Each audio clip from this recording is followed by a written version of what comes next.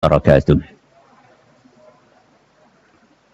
الحمد لله رب العالمين، وبه نستعين على أمور الدنيا والدين، وصلى الله على نبينا وسيدنا محمد وعلى آله وصحبه أجمعين. أما بعد. Kita panjatkan puja dan puji syukur kehadirat Allah Subhanahu wa taala.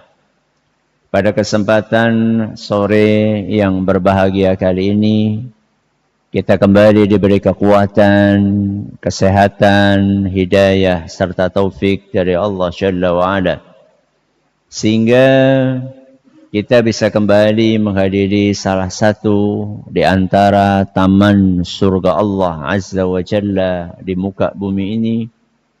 Kita berharap semoga Allah Subhanahu wa taala melimpahkan kepada kita semuanya ilmu yang bermanfaat, sehingga bisa kita amalkan sebagai bekal untuk menghadap kepada Allah Jalla wa Ala.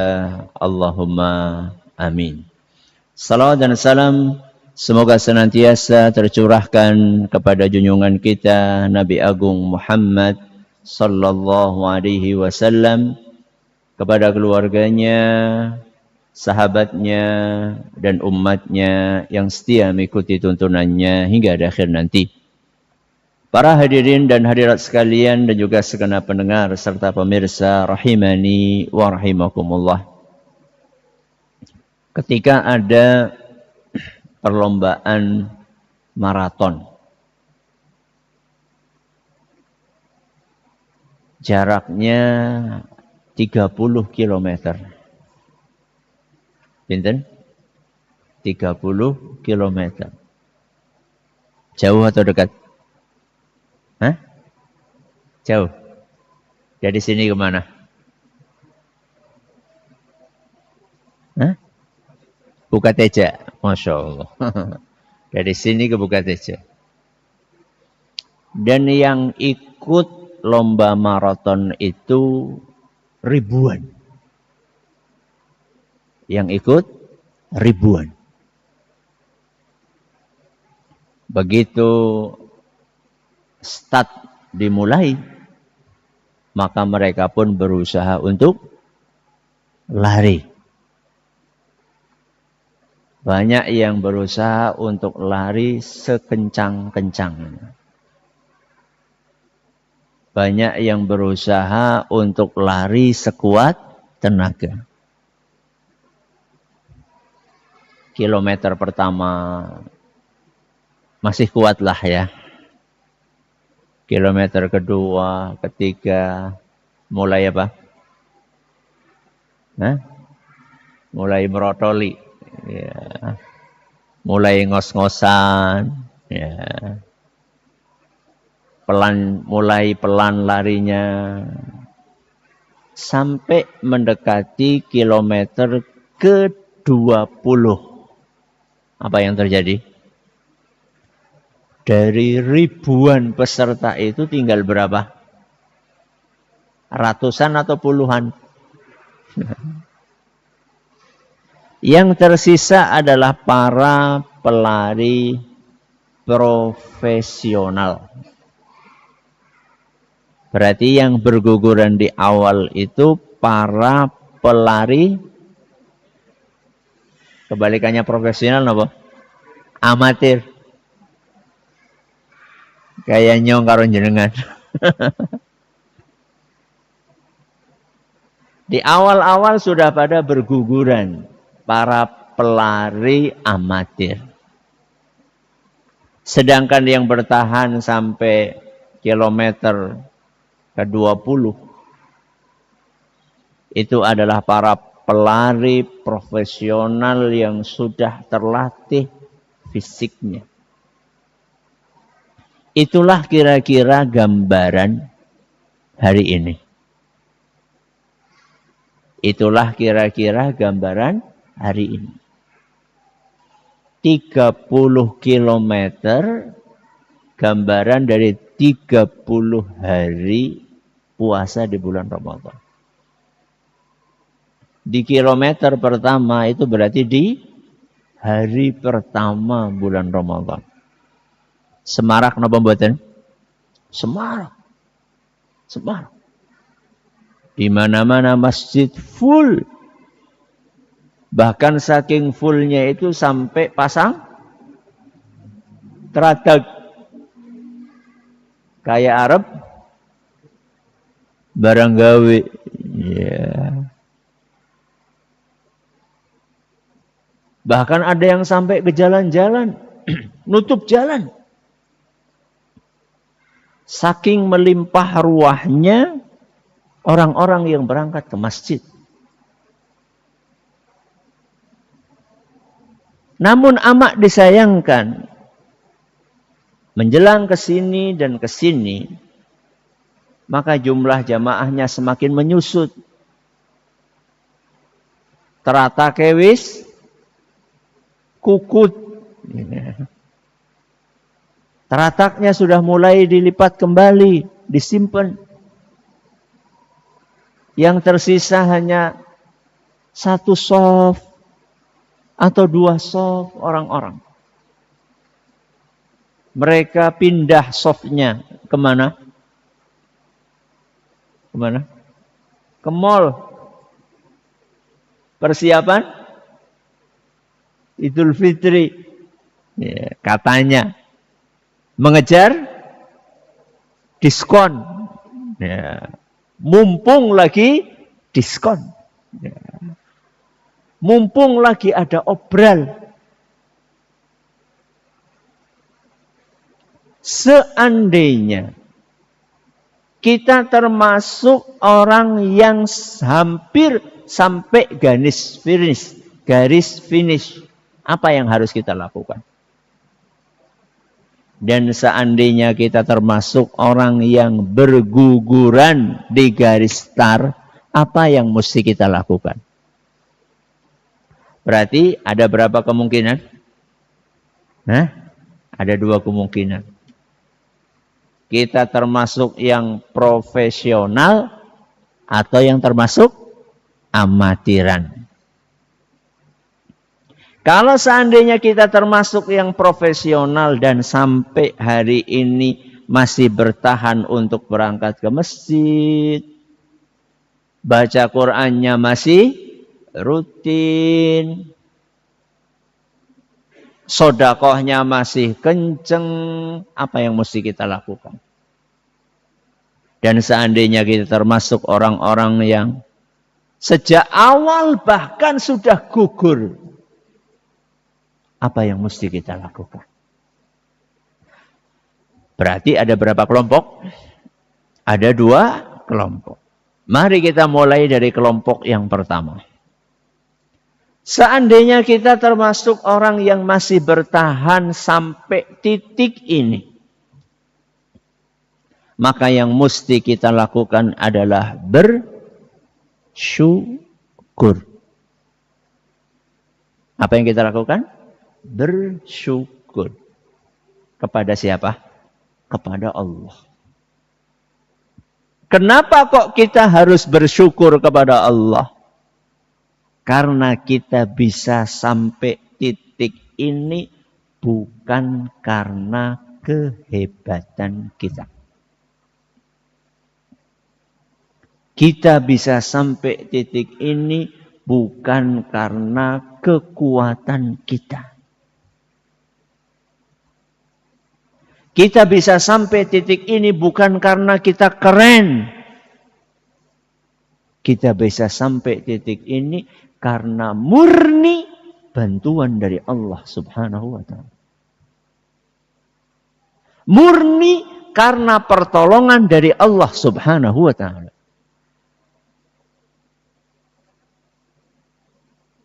Buktinya banyak orang yang fisiknya lebih kuat dibandingkan kita.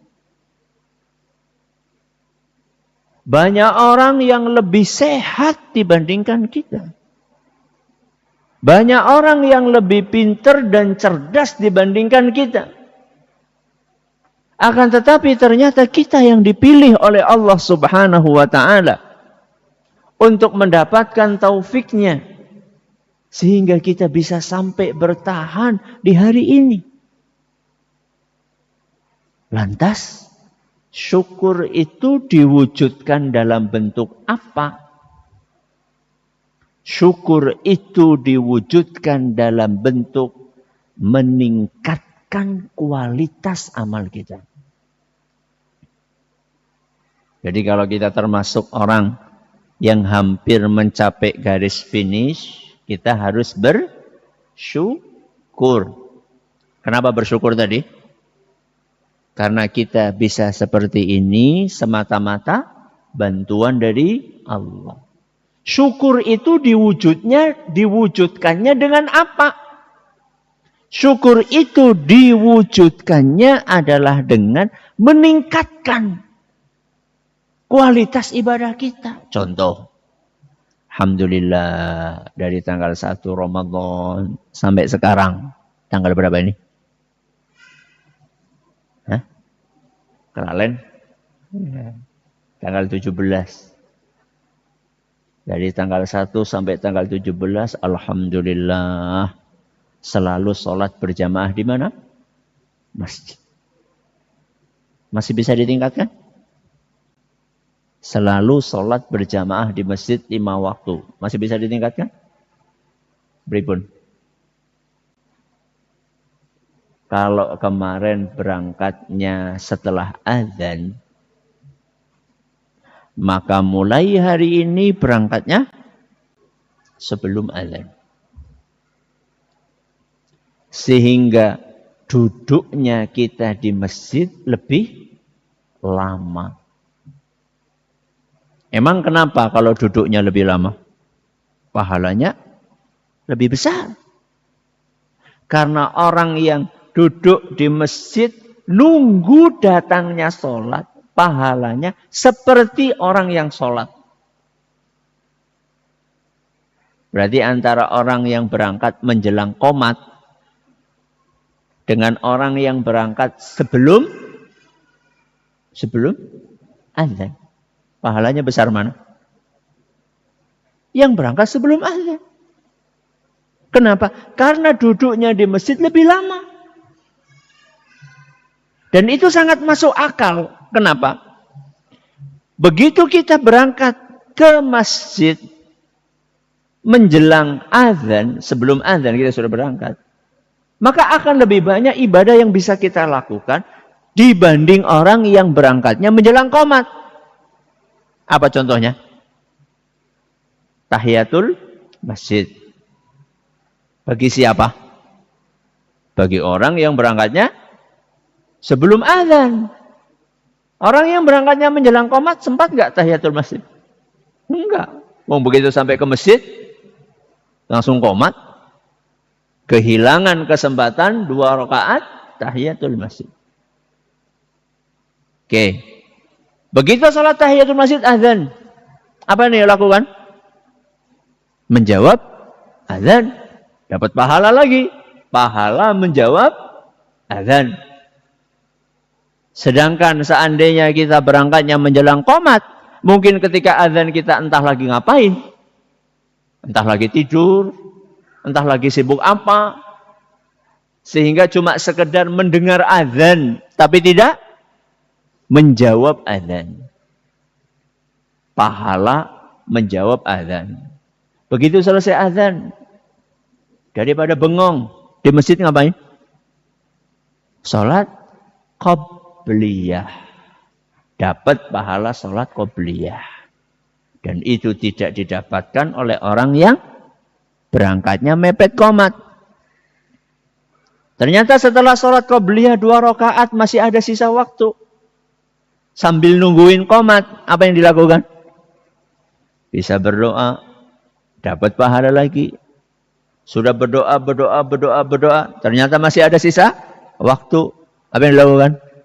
Ngambil mushaf, baca Al-Quran. Coba lihat. Berapa banyak amal soleh yang didapatkan oleh orang yang berangkat sebelum azan ke masjid. Yang itu tidak didapatkan oleh orang yang berangkat mepet. Atau bahkan berangkatnya adalah setelah qomat. Berarti seandainya kita termasuk orang yang di awal Ramadan selalu sholat berjamaah 5 waktu di masjid, maka masih ada peluang untuk meningkatkan kualitas sholat kita. Contoh sholat. Contoh yang lain. Baca Quran. Masih bisa ditingkatkan? Alhamdulillah kemarin di awal Ramadan sampai sekarang 1 hari 1 juz. Ya.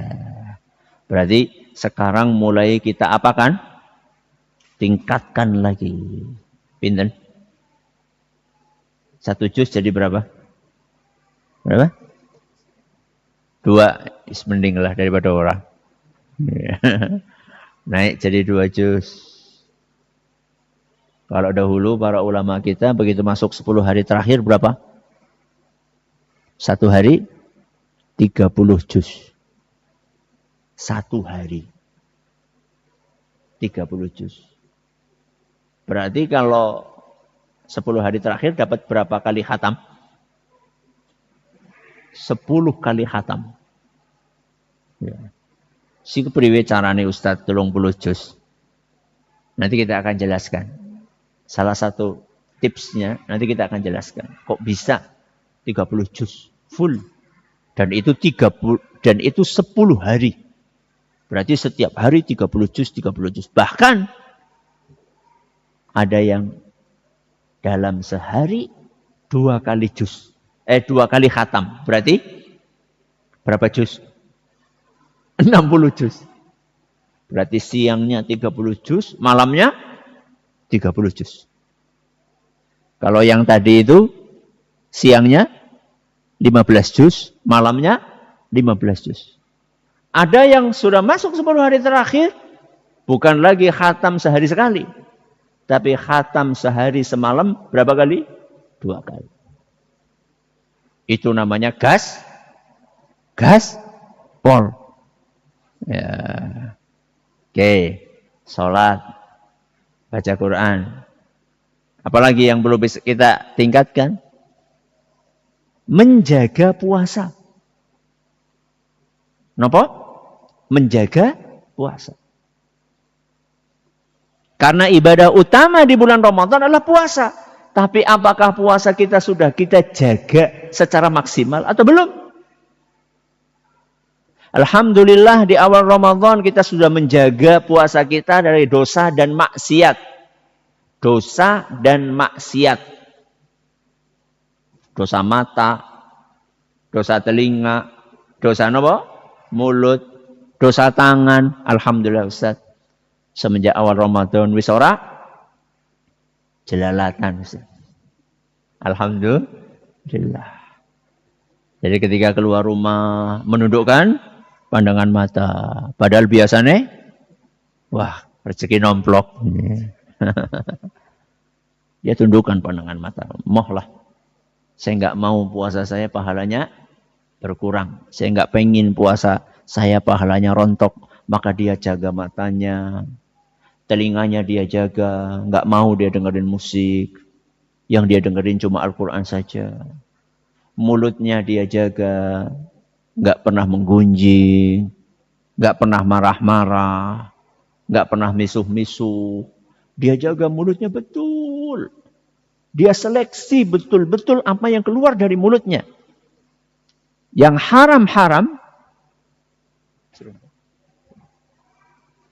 bagi pemilik mobil coklat Avanza dengan plat R1655 CD ya, harap dipindahkan.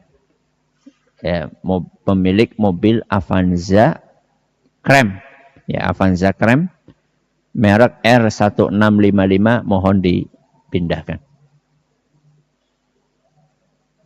Sampai mana tadi?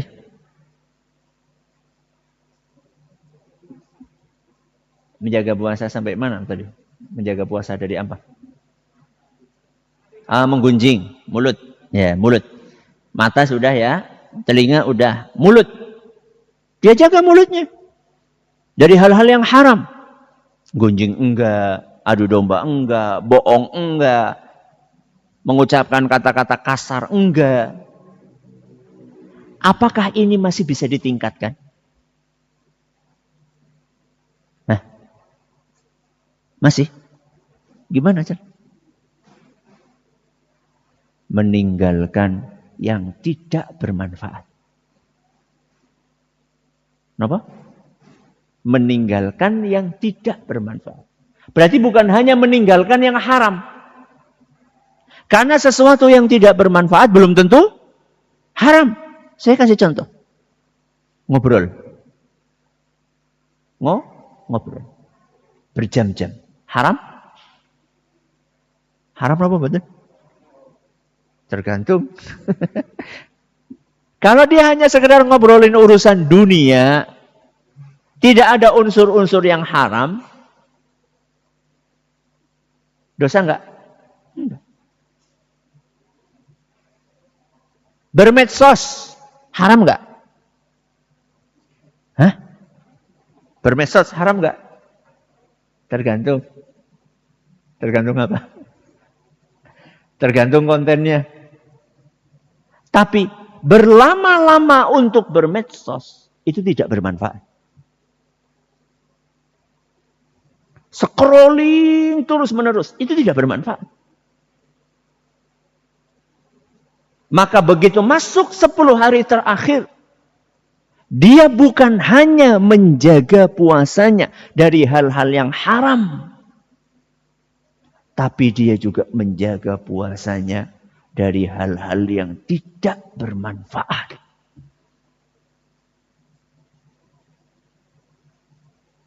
Karena dia tahu persis ayyamam ma'dudat. Hari yang tersisa itu tinggal sedikit.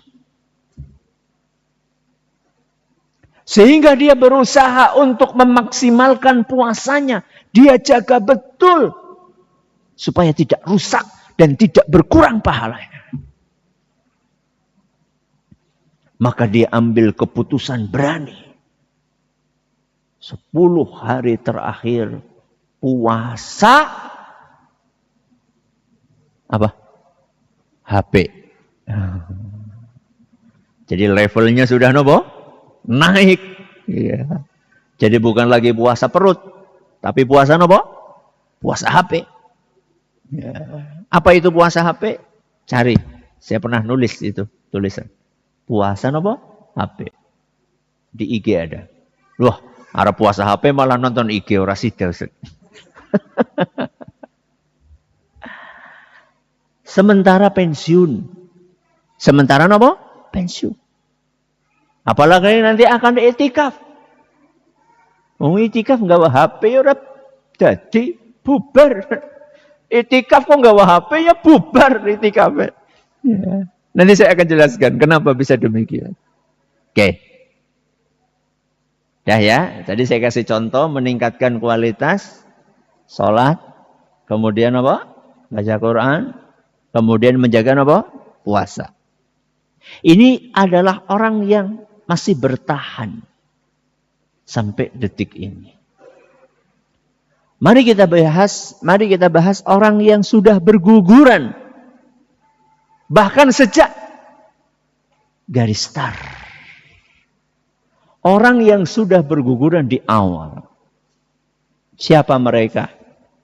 Mereka adalah yang puasa hanya formalitas di awal saja. Kurung go memper tok. Ya. Jadi puasa itu hanya sekedar menjaga kedudukan sosial di masyarakatnya. Hanya sekedar yang go memper nang kantor lah ya. Teman-temannya di kantor pada puasa semua paling tidak ya melu puasa ora ketang seminggu. Setelah itu enggak puasa lagi. Nauzubillahi min dzalik. Berangkat ke masjidnya juga demikian. Berangkat ke masjidnya hanya di awal-awal Ramadan saja biar semarak gitulah ya. Begitu sudah masuk Pekan kedua ya sudah, cukuplah ya formalitasnya saja. Lagi ya kembali tenggelam dalam tontonan TV lagi. Bagi mereka yang sudah berguguran di garis start, maka masih ada kesempatan untuk memperbaiki diri. Karena Ramadan belum berlalu sepenuhnya. Masih ada sisa 12 hari atau 13 hari. Sesungguhnya yang dijadikan ukuran oleh Allah Subhanahu wa ta'ala adalah akhirnya. Apa yang dijadikan? Akhirnya. Innamal a'malu bil khawatim. Dalam hadis yang diriwayatkan oleh Imam Bukhari, Nabi kita sallallahu alaihi wasallam menyampaikan bagaimana kita menutup bulan Ramadan ini. Maka seandainya kita termasuk orang yang gugur di awal, masih ada kesempatan untuk memperbaiki di akhir. Itu yang diistilahkan dengan husnul khatimah. Akhir yang baik. Jadi seandainya kita menyanyiakan awal Ramadan, maka masih ada kesempatan untuk memperbaiki di akhir Ramadan. Apa kata Nabi SAW sebelum beliau menyampaikan sabdanya, innamal a'malu bil khawatim. Sebelum beliau menyampaikan sabdanya itu, beliau sudah menyampaikan sabda yang lainnya di awal hadis. Kata beliau, innal abda la ya'malu amala ahlin nari wa innahu min ahlil jannah. Ada manusia. Di awalnya dia melakukan perbuatan calon penghuni neraka. Kemudian dia menutup dengan amalan penghuni surga. Lalu dia masuk ke surga. Subhanallah. Jadi awalnya dia banyak melakukan dosa dan maksiat. Tapi setelah itu dia bertobat. Dia akhiri hidupnya, dia akhiri Ramadannya dengan perbaikan. Lalu dia menjadi penghuni surga. Jangan putus asa. Nabi SAW mengatakan itu. Masih ada kesempatan bagi kita untuk memperbaiki diri kita. Dan bagi mereka yang sudah semangat, dengerin apa kata Nabi SAW. Wa ya'malu amala ahlil jannah wa innahu min ahlin nar. Dan ada orang yang awalnya melakukan amalan-amalan calon penghuni surga.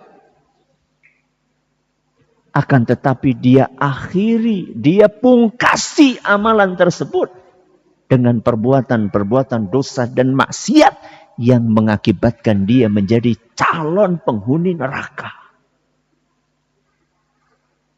Makanya tadi saya sampaikan, seandainya kita termasuk golongan yang pertama, yang sampai sekarang masih bertahan, jangan lalai.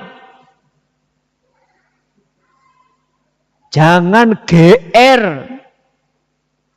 Gede rasa. Jangan sombong. Karena kita tidak tahu kita akan menutup Ramadan ini dengan apa. Kita nggak tahu. Makanya tadi saya katakan, syukuri. Bersyukur kepada Allah. Setelah bersyukur, tingkatkan. Ya. Jangan tertingkat kita di awal. Karena ini perlombaan belum selesai. Masih tersisa waktu. Di sisa waktu ini seperti apa kita memanfaatkannya. Ya. Makanya justru Nabi kita Muhammad SAW di akhir-akhir bulan Ramadan. Maka beliau semakin maksimal. Yang itu tidak beliau lakukan di awal Ramadan. Karena Rasulullah sallallahu alaihi wasallam yajtahidu fil ashril awakhiri ma la yajtahidu fi ghairih. Kata Ummul Mukminin Aisyah radhiyallahu anha dalam sebuah hadis yang diriwayatkan oleh Imam Muslim, Rasulullah sallallahu alaihi wasallam begitu masuk 10 hari akhir, maka beliau bersemangat dan bersungguh-sungguh, tidak semaksimal, tidak seperti waktu selain itu. Jadi bukan berarti Nabi SAW di awal Ramadan nggak semangat. Tapi begitu masuk 10 hari terakhir, beliau lebih semangat lagi. Di antara bentuk semangatnya, kata Aisyah radhiyallahu anha dalam hadis riwayat Bukhari dan Muslim, kana Nabi sallallahu alaihi wasallam idza dakhala al-ashra, Rasulullah SAW apabila masuk 10 hari terakhir bulan Ramadan, syadda mi'zarahu, beliau mengencangkan ikat pinggangnya, wa ahya lailahu, dan menghidupkan malamnya, wa aiqadha ahlahu, dan membangunkan keluarganya. Menghidupkan malam, kata para ulama, artinya apa? Dari ba'da isya sampai subuh nggak tidur. Berarti dari tanggal 1 sampai tanggal 20 masih ada tidurnya. Tidur di awal, nanti bangun di akhir. Begitu masuk 10 hari terakhir, maka semangat beliau sallallahu alaihi wasallam memuncak ba'da isya sampai subuh nggak tidur. Tolanan HP yura antara baca Quran, terus qiyamul lail, terus berzikir, terus berdoa, Allahumma innaka afuwun tuhibbul afwa fa'fu anni. Allahumma innaka afuwun tuhibbul afwa fa'fu anni. Terus, ya Allah, sesungguhnya engkau afu. Apa artinya afu? Maha pemaaf. Tuhibbul afwa, mencintai maaf. Fa'fu anni, maka maafkanlah aku. Terus semalam suntuk beliau berdoa, berzikir, baca Quran, sholat. Gaspol beneran. Ya. Dan salah satu ibadah mulia yang beliau lakukan di 10 hari terakhir ini adalah i'tikaf. Apa? I'tikaf. Tinggal di masjid selama 24 jam kali 10 hari dengan tujuan untuk beribadah kepada Allah. Dengan tujuan untuk fokus mendekatkan diri kepada Allah. Itu namanya apa? I'tikaf. Dan ini salah satu rahasianya. Kenapa para ulama bisa khatam setiap hari? Kenapa? Karena nggak ada aktivitas lain kecuali itu. Jadi nggak ada nang pasar gitu ya, nggak ada. Apalagi ke mall. Nah. Jadi selama 24 jam itu berada di masjid. Sehingga waktunya murni untuk mendekatkan diri kepada Allah. Makanya bisa. Apa mungkin Ustaz? Mungkin. Di zaman ini ada orang yang khatam 7 jam. Berapa jam? 7 jam. Khatam. Berarti bacanya itu temponya lebih cepat. Jadi bukan tempo apa? Lambat, bukan tahqiq, tapi hadir. Ya. Jadi bacanya bukan A'udzu billahi minasyaitonir rajim. Itu namanya tahqiq pelan, bukan. Tapi bacanya adalah ritmenya lebih lebih cepat.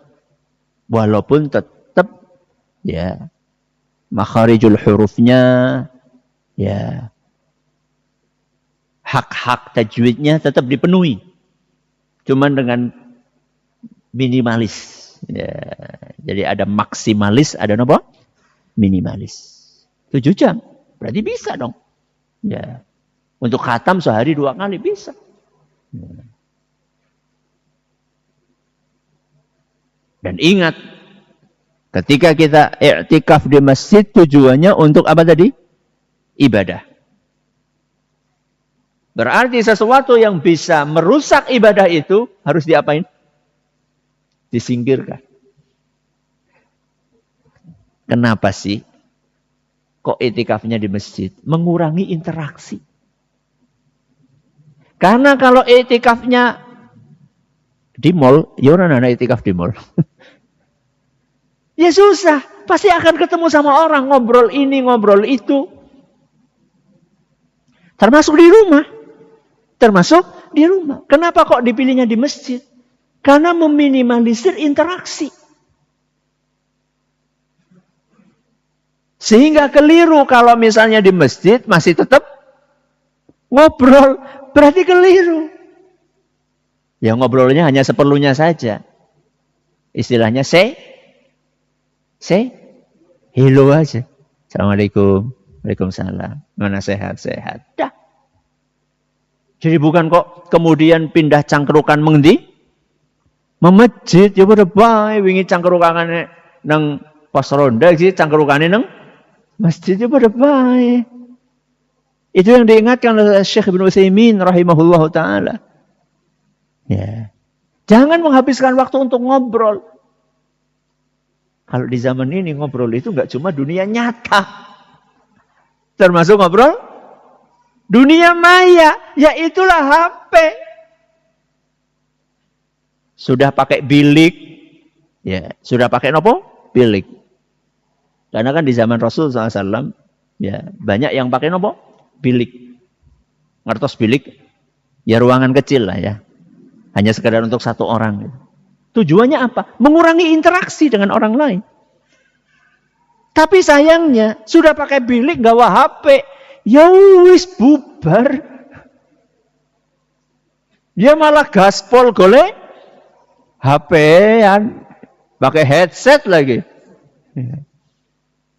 Akhirnya betul-betul full golek nonton YouTube. Wong gawe power bank malah. Power bank-nya 5 maning. Bukan seperti itu itikaf. Ya. Itikaf itu bukan pindah tempat tidur, pindah tempat ngobrol, pindah tempat main HP. Bukan itu tujuan itikaf. Ya. Ustaz, 24 jam kali 10 hari Ustaz. Saya nggak bisa kalau kayak gitu Ustaz. Karena saya masih punya kewajiban ini dan itu. Yang itu nggak bisa ditinggalkan Ustaz. Oke. Kalau memang masih ada kewajiban yang tidak bisa ditinggalkan. Dan kita tahu hukumnya i'tikaf itu adalah sunnah. Berarti dalam kondisi seperti itu. Mana yang didahulukan? Yang wajib atau yang sunnah? Yang wajib. Yang wajib. Maka masih ada peluang bagi mereka yang tidak bisa i'tikaf selama 10 hari full, masih ada peluang i'tikaf semampunya. Semampunya. Terutama bagi mereka yang punya kewajiban untuk menafkahi keluarganya. Kalau yang dinafkahi sih happy-happy saja. Nah, anak-anak ini yang dinafkahi sama bapak ibunya, bersyukurlah kepada Allah. Ada yang mikirin nafkahi kamu. Nah sekarang sebagai kepala rumah tangga yang memang penghasilannya yo harian. Penghasilannya harian. Nek ora kerja, bojone ora mangan. Kalau seperti itu, berarti dia ada kewajiban yang harus ditunaikan. Nah terus bagaimana iktikafnya Ustaz? Semampunya. Iktikafnya hanya bisa di malam hari pun tidak apa-apa. Apa dalilnya Ustaz? Dalilnya adalah hadis riwayat Bukhari dan Muslim. Anna Umar bin Al-Khattab radhiyallahu anhu nadhara an ya'takifa lailatan fil Masjidil Haram. Bahwasanya Umar ibn Al-Khattab radhiyallahu anhu bernazar untuk beriktikaf di Masjidil Haram 1 malam. Berapa malam? 1 malam. Fa'amarahu an-nabiy sallallahu alaihi wasallam bil wafa'i binadrihi. Ternyata oleh Rasul sallallahu alaihi wasallam disuruh untuk menunaikan nazarnya. Apa nazarnya tadi? Iktikaf 1 malam. Sama Nabi SAW diizinkan atau tidak? Diizinkan. Berarti boleh. Walaupun hanya 1 malam.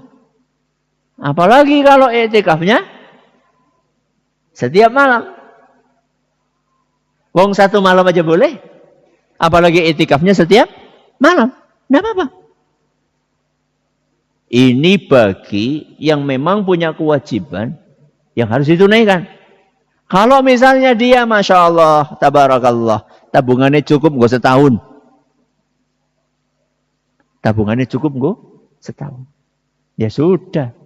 Ngapain iktikaf cuma malam tok? Sekalian aja iktikafnya 24 jam.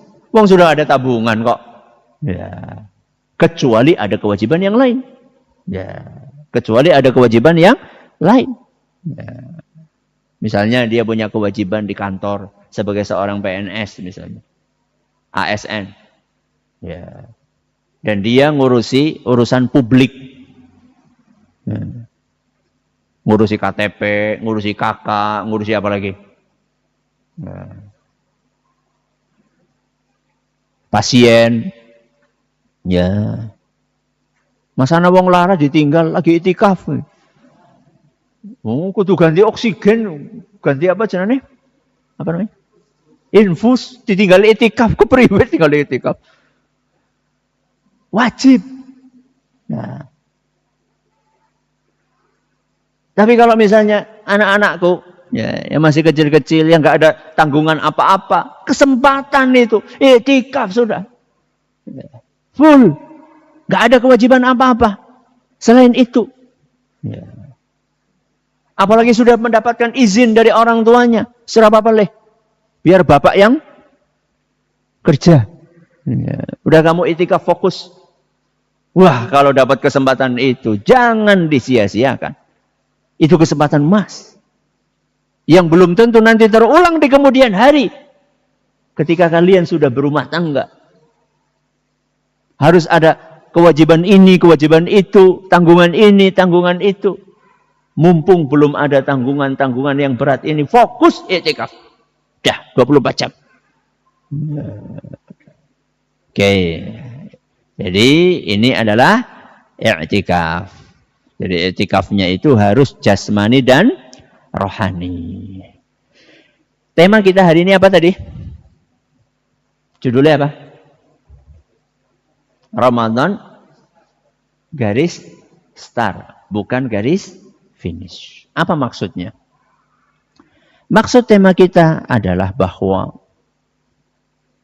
di bulan Ramadan ini banyak di antara kita yang sudah membuat prestasi yang gemilang. Banyak di antara kita di bulan Ramadan ini sudah menorehkan prestasi yang gemilang. Dan biasanya prestasinya itu ada dua. Ada berapa? Ada dua. Yang pertama, menjalankan kebiasaan baik. Yang kedua, meninggalkan apa yang kedua? Yang pertama, menjalankan kebiasaan baik. Berarti yang kedua, meninggalkan kebiasaan buruk. Jadi prestasi kita di bulan Ramadan itu, kalau kita kelompokkan terbagi menjadi dua. Yang pertama adalah menjalankan kebiasaan baik. Yang kedua, meninggalkan kebiasaan buruk. Mari kita bahas satu-satu. Prestasi pertama, menjalankan kebiasaan baik. Dan itu sangat wajar. Kenapa sangat wajar? Karena bulan Ramadan adalah syahrun mubarak. Apa ini mubarak? Diberkahi sama Allah. Di antara bentuk keberkahan yang Allah limpahkan di bulan ini adalah semangat untuk beramal soleh. Jadi ketika kita termasuk orang-orang yang bisa bersemangat beramal soleh di bulan Ramadan, maka itulah sebuah prestasi. Buktinya apa? Buktinya alhamdulillah sholat 5 waktu di bulan Ramadan semakin marak. Pengajian di bulan Ramadan semakin marak. Kuliah taraweh, kuliah subuh. Padahal biasanya di masjid itu belas, nggak ada kuliah-kuliahan. Nggak ada pengajian belas. Pengajian biasanya cuma nunggu perayaan ini, perayaan itu. Ini Masya Allah bisa ngaji tiap hari. Minimal 2 kali sehari. Kultum taraweh sama kul sub. Kuliah apa? Subuh. Dan itu dihadiri. Nggak cuma yang wajib-wajib saja. Masya Allah ketika bulan Ramadan kita sholat malam.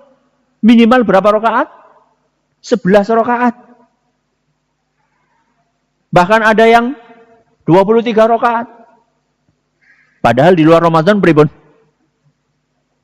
Coba angkat tangan yang di luar Ramadan rutin tahajud 11 rakaat. Angkat tangan. Takut riak ya? Apa jujur? Jangan nggak angkat tangan itu dua kemungkinan. Jujur memang enggak. Atau iya tapi takut riak ustadznya. Begitu masuk bulan Ramadan. Bisa 11 loh. 11 rakaat. Banyak apa sedikit? Banyak 11. Mungkin di awal-awal terasa berat ya. Sekarang masih terasa berat enggak? Apa malah ora? Alhamdulillah. Sudah mulai adaptasi kita. Itu prestasi jamaah. Itu prestasi. Dan tapi ingat.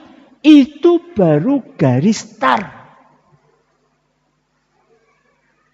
Artinya apa? Artinya pertahankan sampai kita mati. Anehnya apa? Baru masuk tanggal Syawal, 1 Syawal, bahkan baru malam 1 Syawal. Kebiasaan itu langsung pudar. Malam 1 Syawal. Berarti ngesuke badak. Saya nggak akan tanya Ramadan tahun ini karena belum kita alami tanggal malam 1 Syawalnya. Saya tanya tahun kemarin. Siapa di antara jenengan? Saya mohon yang jujur. Siapa di antara jenengan? Malam Idul Fitri. Tahun kemarin. Malam Idul Fitri. Masih sholat tahajud 11 rakaat.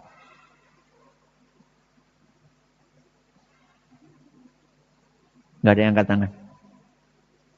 Bayangkan. Padahal kemarin 30 hari. Bisa sholat tarawih 11 rakaat. Yang lebih mengerikan apa? Malam Idul Fitri, kerainan golek subuhan. Kalau tahajud kan sunnah nggih. Kalau ini wajib. Padahal kemarin bangunnya jam berapa? 30 hari bisa bangun jam 3, jam 4. Begitu masuk malam 1 Syawal, modenya berubah. Langsung berubah modenya. Yang kemarin mode jam 3 bangun, jam 4 bangun. Begitu tanggal malam 1 Syawal, langsung kembali ke settingan awal. Yang parah juga adalah ketika Ramadan, sholat zuhur tepat waktu. Tadi sudah kita katakan, sebelum azan sudah berangkat. Begitu tanggal 1 Syawal, zuhurannya telat-telat. Alasannya apa? Sibuk silaturahim. Sibuk silaturahim. Berkunjung dari satu rumah ke rumah yang lainnya. Nganti zuhurannya telat. Ini ada apa dengan diri kita? Dan sayangnya jamaah, ini terulang setiap tahun seperti itu. Kita menganggap Ramadan sebagai garis apa? Finish, bukan garis start. Kita beranggapan bahwa Ramadan ini begitu selesai, maka selesai pula semangat kita dalam beribadah. Dan ini adalah kesalahan besar. Dan nanti kita akan jelaskan kenapa itu adalah kesalahan besar. Oke, jadi prestasi pertama adalah menjaga apa? Kebiasaan baik. Prestasi yang kedua, apa tadi? Meninggalkan kebiasaan buruk. Alhamdulillah banyak di antara kita di bulan Ramadan ini menorehkan prestasi gemilang meninggalkan kebiasaan buruk. Maksiat dia tinggalkan.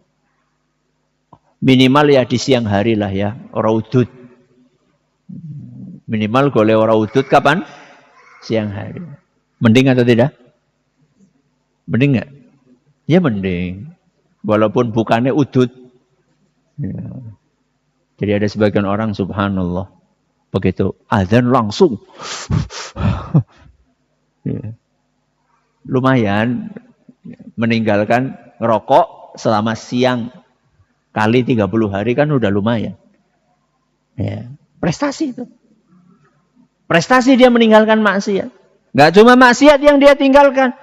Penggunaan HP juga dia kurangi. Masya Allah. Biasanya selalu pegang HP terus. Begitu masuk bulan Ramadan, mulai dia kurangi intensitasnya. Ya, prestasi. Ketika bulan Ramadan, setiap mau marah ingat ini soim. Rem. Ya. Saya lagi puasa. Lagi naik mobil di jalan, tahu-tahu disalip. Sut. Biasanya langsung apa? Misuh-misuh, langsung ingat, ini so'im, aku lagi puasa. Tahan. Prestasi. Tapi apakah itu kita pertahankan? Begitu masuk bulan Syawal? Itu PR besarnya. Ramadan itu bukan garis finish. Ramadan itu garis start. Begitu selesai bulan Ramadan, kita pertahankan. Kenapa? Karena membangun kebiasaan tadi itu gampang atau susah? Susah. Membuat kebiasaan baik bisa kita lakukan selama 30 hari full. Itu berat. Itu perjuangan.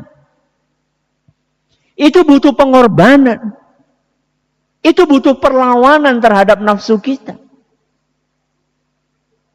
Jadi alangkah ruginya kebiasaan yang sudah kita biasakan 1 bulan full, kemudian kita rusak begitu saja.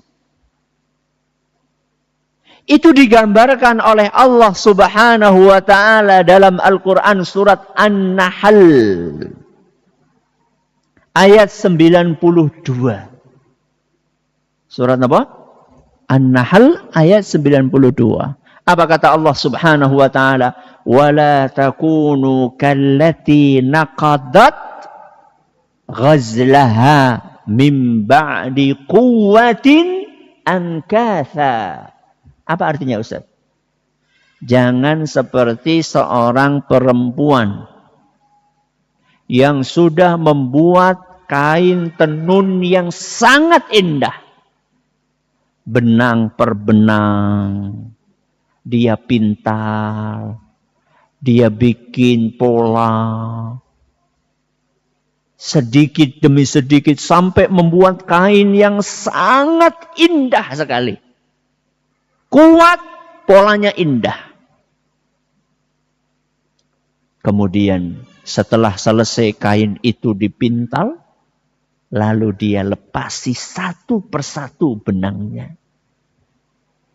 Dia rusak sendiri kain yang dia pintal selama sekian bulan atau sekian tahun. Itulah perumpamaannya. Perumpamaan orang yang sudah membiasakan diri sholat 5 waktu di masjid selama 1 bulan full. Begitu masuk tanggal 1 Syawal langsung dia tinggalkan begitu saja. Sehingga kita disunnahkan ketika masuk bulan Syawal untuk nopo? Puasa. Puasa apa? Syawal. Itu ibarat upaya kita untuk mempertahankan. Kan ada di antara kita yang puasanya kapan? Pas Ramadan tok. Ada enggak? Banyak. Banyak di antara kita yang seperti itu. Jadi begitu selesai Ramadan, alhamdulillah, wis ora puasa lagi. Jangan. Kita usahakan setelah bulan Ramadan tetap ada puasanya. Dan insya Allah setelah kita puasa 30 hari, kemudian kita puasa 6 hari, berat atau ringan? 30 versus 6 hari. Berat apa ringan? Berat? Kenapa? Akeh panganan. Wis akeh panganan kancane sedikit gue Ustaz abot ya Ustaz. Berarti kan itu bukan urusan fisik jamaah. Itu urusan psikologis. Urusan perasaan. Berarti yang jadi masalah bukan urusan fisik. Kalau fisik kita insya Allah masih kuat. Baru 30 hari kok puasa. Paling kan ketika awal Ramadan lemesnya kan cuma di awal saja. Apa jenengan sampai sekarang masih lemes? Bok ora bok. Wis biasa kan? Ya. Berarti kan urusan fisik nggak ada masalah. Hanya urusan psikologis aja. Urusan perasaan aja.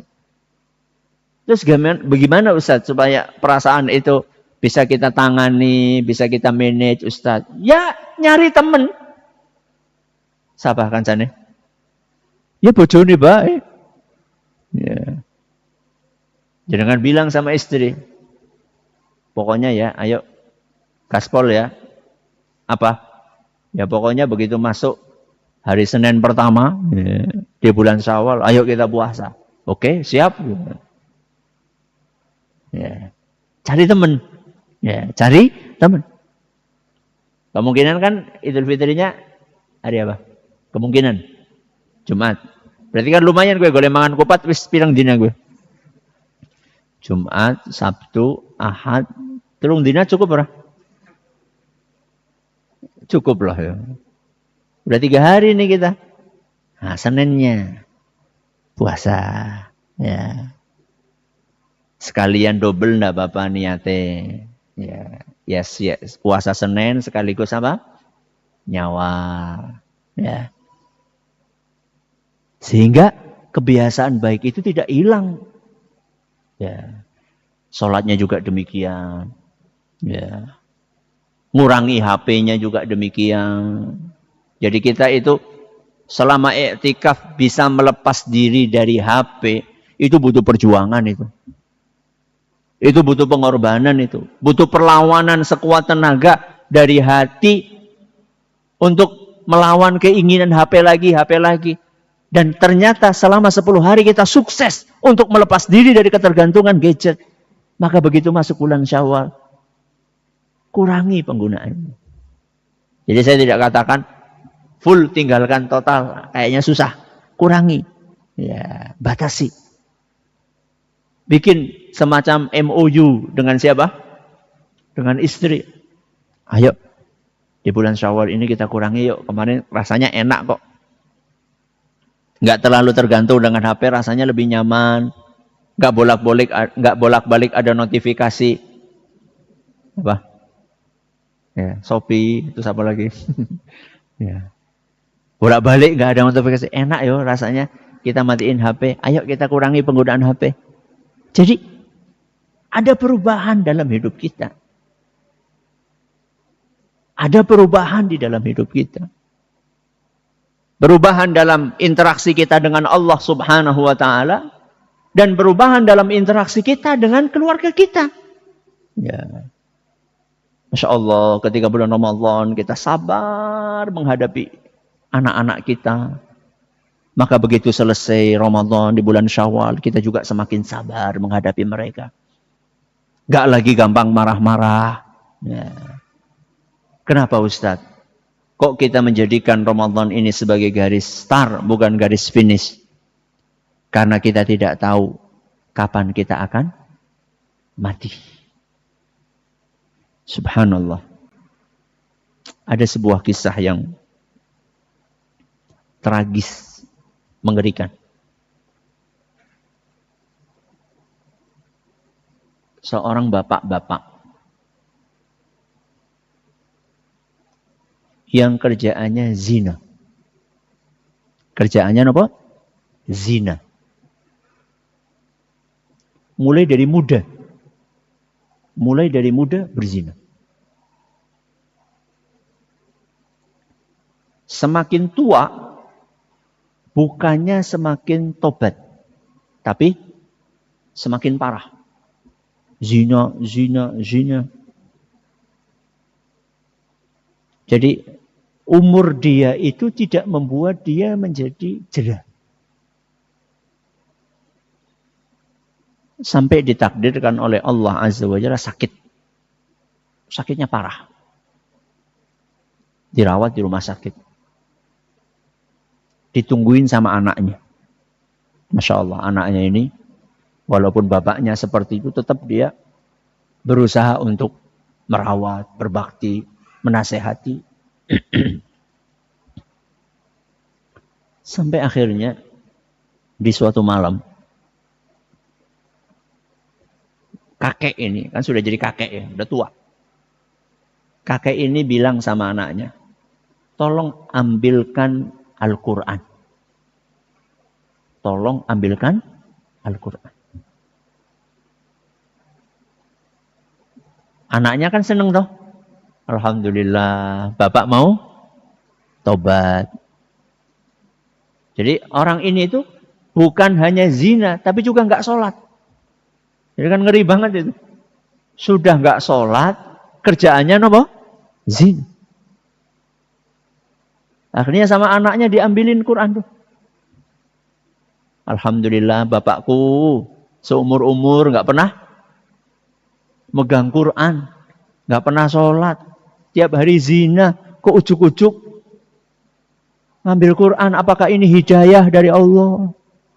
Diambilkan Al-Quran. Terutama sekakek itu Qurannya dibuka satu halaman. Terus apa yang dia lakukan? Begitu berhenti sampai suatu halaman, Dia kumpulkan ludah. Dia kumpulkan ludah di mulutnya.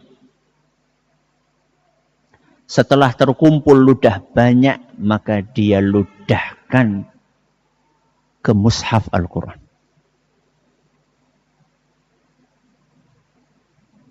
Sambil berbicara, aku tidak percaya dengan isi Al-Quran ini. Semuanya. Terus mati.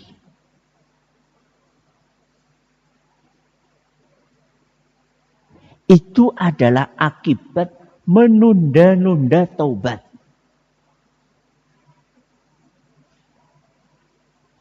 Akibat menunda-nunda taubat. Jangan bilang, kan cuma zina, cuma. Itu kan bukan kekufuran, bukan kesyirikan. Tapi lihat orang ini, menutup hidupnya dengan kekufuran. Gak percaya Quran, mengingkari Quran, kafir dengan Quran. Itu kan murtad. Begitu murtad, mati. Dan dia tutup hidupnya dengan melecehkan Al-Quran, menghina Al-Quran, meludahi Al-Quran. Maka jamaah yang kami hormati, ambil pelajaran. Jangan bilang nanti aja saya tobat. Sekarang saya masih muda, waktunya happy. Nanti kalau sudah tua, nggak ada jaminan. Kita dikasih umur sampai oleh Allah sampai tua, nggak ada jaminan. Maka jadikan Ramadan ini sebagai garis start untuk memperbaiki diri. Kalau hari ini kita belum baik, maka setelah Ramadan kita harus lebih baik. Kalau hari ini kita sudah baik, maka setelah Ramadan kita semakin baik. Salat 5 waktunya semakin full. Hal-hal yang haram semakin banyak ditinggalkan. Bisnis semakin bersih. Kalau kemarin masih campur-campur antara yang bersih sama yang kotor. Jadikan momentum Ramadan ini untuk memulai hidup baru. Ramadan berakhir, bisnis akan semakin bersih. Sehingga ada perubahan di dalam diri kita. Kemarin ketika tahun-tahun sebelumnya mungkin kurang maksimal di dalam mendidik keluarga, anak dan istri. Begitu Ramadan berakhir, saya akan menjadi seorang bapak, seorang suami yang terbaik buat keluarga saya. Saya akan mendidik mereka sebaik mungkin sebagai bekal saya untuk menghadap kepada Allah Subhanahu wa taala. Itu pun dilakukan oleh istri. Kemarin mungkin belum terlalu maksimal di dalam melayani suaminya. Begitu selesai Ramadan, saya akan menjadi istri yang terbaik buat suami saya. Saya akan berusaha untuk menunaikan kewajiban saya sebagai seorang istri sebaik mungkin. Tidak lagi saya membuat suami saya marah, jengkel, tersinggung. Sebagai seorang anak, mungkin kemarin kita sering mengecewakan ayah dan ibu kita. Mungkin kita sering membuat ayah dan ibu kita menangis, sedih. Maka begitu masuk bulan Syawal nanti, ikrarkan dan tekadkan di dalam benak kita. Saya ingin menjadi anak yang berbakti secara maksimal kepada bapak dan ibu saya. Saya tidak mau lagi membuat ayah dan ibu saya sedih. Tidak mau lagi saya mengecewakan mereka. Saya ingin menghadap kepada Allah dalam keadaan menjadi anak yang berbakti kepada orang tua. Itulah Ramadan sebagai garis start. Bukan garis finish. Dan mudah-mudahan Allah membimbing kita semuanya untuk bisa menjadikan Ramadan ini sebagai garis start. Menjadi pribadi yang lebih baik. Dan terus menjadi yang lebih baik. Sampai ajal datang menjemput kita. Dalam rangka mengamalkan firman Allah Subhanahu wa ta'ala. Wa'bud rabbaka hatta ya'tiyakal yakin. Beribadahlah kepada Allah sampai datang ajal. Berarti finishnya kapan? Ketika mati. Selama belum mati, maka belum ada finishnya. Semoga bermanfaat. Wallahu ta'ala a'la wa alam. Ini yang bisa kami sampaikan. Kalau ada pertanyaan, monggo. Kalau tidak ada, alhamdulillah. Silakan. Monggo. Waalaikumsalam. Puasa Syawal, apakah boleh dicicil? Jawabannya boleh. Alhamdulillah. Kenapa? Karena Nabi SAW tidak mengharuskan kita untuk urut. Nabi SAW hanya menyampaikan puasa 6 hari. Yang penting 6 hari. Berarti kalau kita mengamalkan puasa Senin Kemis di bulan Syawal, cukup nggak? Hah? Malah lebih. 2 kali berapa? 4. Berarti berapa? 8. Ya, boleh. Tapi ada sebagian orang, Ustaz, saya nggak tahu kapan mati. Saya pengen rutin. Ya enggak apa-apa, monggo. Boleh-boleh saja. Fleksibel. Ya. Jadi tergantung kebutuhan atau kondisi masing-masing. Oke, ada yang lain? Monggo.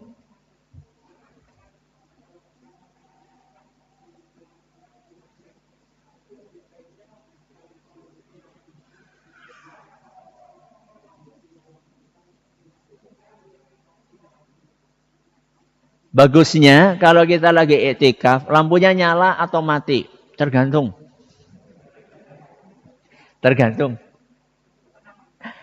Tergantung kondisi kita. Saat itu membutuhkan lampu atau tidak membutuhkan lampu. Jadi kalau misalnya kita termasuk orang yang hafalannya kulhu falak nas, kan kita nggak bisa baca Quran. Harus ada apa? Mushaf di tangan kita. Ya. Kecuali kalau kita termasuk yang hafalannya 30 juz dan luar kepala gitu ya. Maka lampu mati tidak masalah. Karena kita Qurannya sudah di mana?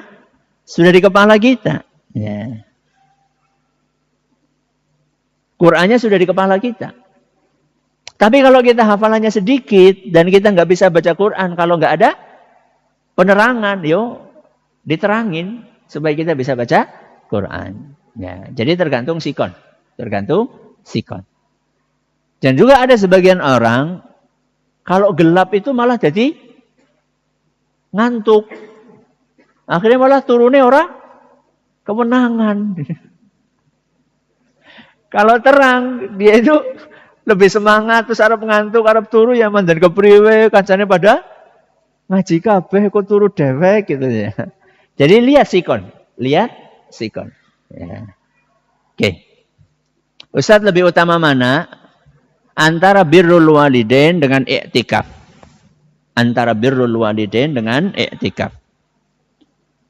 Birrul walidain hukumnya apa? Wajib. I'tikaf hukumnya apa? Sunnah. Berarti lebih penting birrul walidain. Tapi kalau orang tuanya nyuruh iktikaf, berarti? Berarti? Ya iktikaf. Ya. Karena orang tuanya yang nyuruh. Sudah leh. Nduk boleh juga. Ya, yang penting tempatnya apa? Tertutup. Udah leh silahkan. Kamu iktikaf saja. Insya Allah Bapak Ibu masih kuat ngurus diri sendiri.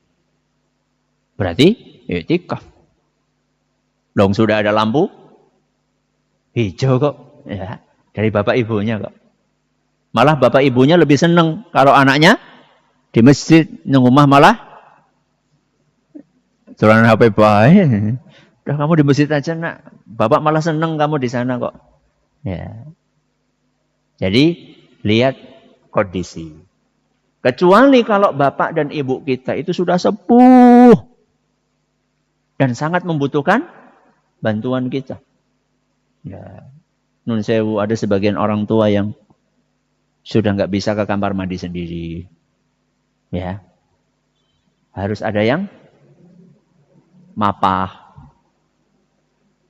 Bahkan ada di antara orang tua yang nggak bisa makan sendiri. Harus ada yang nyuapin. Wah, dalam kondisi seperti itu, birrul walidainmu kepada bapak dan ibumu, itu bisa menjadi sebab untuk mendapatkan Lailatul Qadar. Ya. Bisa menjadi sebab untuk mendapatkan Lailatul Qadar. Karena itu adalah kebaktian atau amal soleh yang luar biasa. Nah, tapi kalau misalnya bapak ibunya masih sehat walafiat dan bahkan nyuruh supaya itikaf, sudah itikaf saja. Baik.